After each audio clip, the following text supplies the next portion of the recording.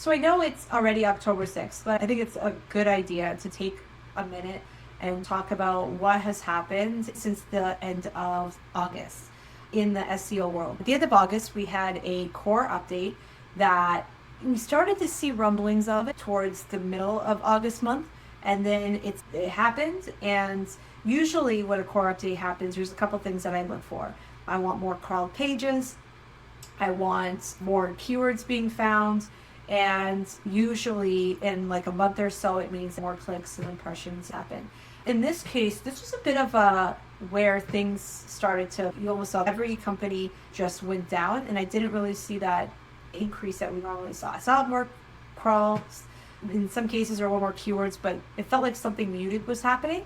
Now that it's been about a month, it was clear what happened. It looks like a lot of the informational queries that were there before seem to have been removed from the system, which means that now a lot of that content that companies had on their websites, I wouldn't even call them like low content or shallow content. I think they were just more top of funnel.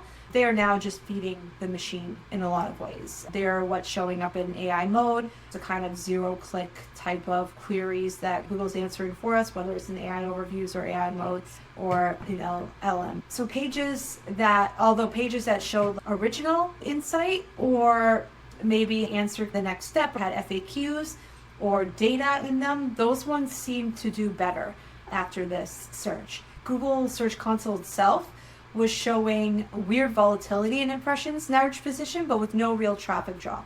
And depending on the company, I saw different things. If you were e-commerce or B2C, you did well in that way. If you're a B2B, you kind of got hit. I think it was more because you had more informational queries. E-commerce saw a bit of a lift, and B2C because their queries were more transactional, which led to more leads, led to more revenue. So they came mid-September. There's no official update, but there seemed to have been a quality purge. Pages that were clearly written just to rank the really thin content got pushed down all at once. Pages that went a little more deep, that solved problems, that added perspective, the ones, the EEAT ones that I've talked about before, expertise, experience, authority, trustworthiness, those ones seem to get a lift. At the same time, in September, Google also quietly removed the number 100 URL parameter.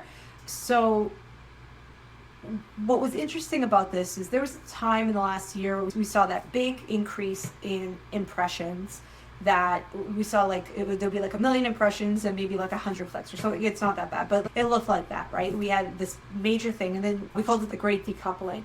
What I thought was happening was that because of AI mode and some changes that Google was making, it was Google showing up these websites in a lot of different queries in a lot of different ways. Now it's clear that wasn't the case. It was actually the tools using that parameter constantly scraping, and their bots were constantly going through. Those impressions were coming from them. When that parameter was removed, all of that unnecessary traffic went away. We always knew those impressions didn't matter, that they didn't seem real. We were just waiting to see what it meant, but it wasn't clear why they were there until they were removed. Impressions dropped across many sites. All the CTRs or click-through rates ended up spiking because now there's fewer impressions, but traffic in and of itself didn't change that much. Average position got closer to 1, and conversions and leads didn't really get impacted. When you have all this local content that no longer matters, you also have this change in these tools having access to this 11 to 100 position data that Google was providing before. It feels like none of these tools work. We're not going to be able to measure anything, but I think that we're getting closer to the real reality. We're still getting the click data. We're still getting impression data. We may not be getting the 11 to 100 positioning. So we're only going to get information once a keyword gets to the 10th position. That's what it seems like now, although I think tools are going to find a way of using a different API or parameter to pull that information in different ways. SERPFox seems to still be working, which is what we use for our rankings. So I don't know if it's just more of a SEMrush, Href thing that's going to have the most get hit by this. Meanwhile, one more thing, while all this is happening, Google's AI overviews were also started to show up a lot more this month. And I think that's where we saw this decrease in all that AI traffic, the top of funnel traffic. And now we're seeing Google AI overviews kind of take over more, kind of to get us ready for AI mode, I'm assuming. Also, visual exploration started to show up a lot more, and that's where the product searches started to happen. In terms of LLM traffic, we're seeing Perplexity is now sending real traffic for long tail queries.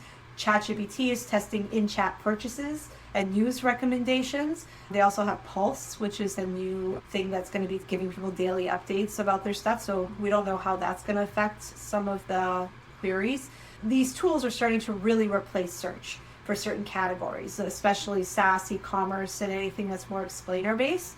In conclusion, what we do know is August was our warning shot. September, we saw the effects, what that core update did, and we saw this removal of all the top of funnel queries almost once and for all.